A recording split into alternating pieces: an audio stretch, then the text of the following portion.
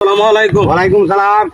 কাকু ভাই তো বিষয় আপনারা হ্যাঁ আপনারা যে কুরবানি গরু কিন ভাই হ্যাঁ, কুরবানি গরু মানে আমার শরীর কেমন লাগবো?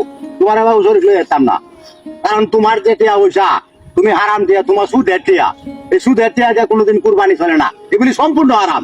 এই হারাম টিয়া যে কুরবানি করা না, এই সম্ভব না। তোমার সাথে বাবু আমরা তোমার নিয়ে যেতাম না, এগুলি সব হারাম। তোর পয়সা তো হালাল না, তোর পয়সা দিতে হালাল না। অন্য না আমি যেতাম না তোরে, আমি তোর নিতে পারে যাবে না, আমাদের গেলাম যায়। আচ্ছা মানে শরীর লয় না ওহন হিসাব হইলো আপনারা কুরবানি মাঝে আমার কি শরীর লই ভাই তোমার না কেরে? কয় না হক দনে হক কথা কয় আমি সুদ খাইছি দেখে এই সেই কয় আছি আরে সুদ খাইছো, সুদ খাইলেও তো তোমার হালাল দিয়ে আছে নাকি?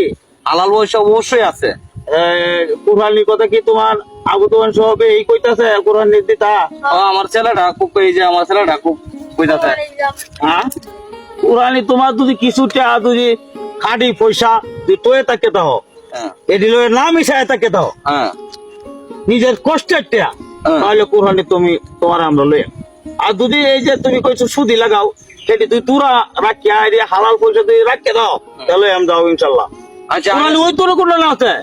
এ মন ছিল না হতা আরে মুন্সির একটা কথা বড়া, কুরবানি হইতো না তোমার আবুটা জানতাছে, কুরবানি হইতো না করে এটা আমি জায়েজ করে দিলাম হবে, কিন্তু তোমার হালাল পয়সাটা যেটা দিবা এটা লাগবে।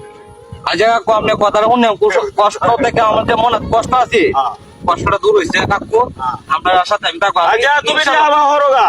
ইনশাল্লাহ আমি হালাল পয়সা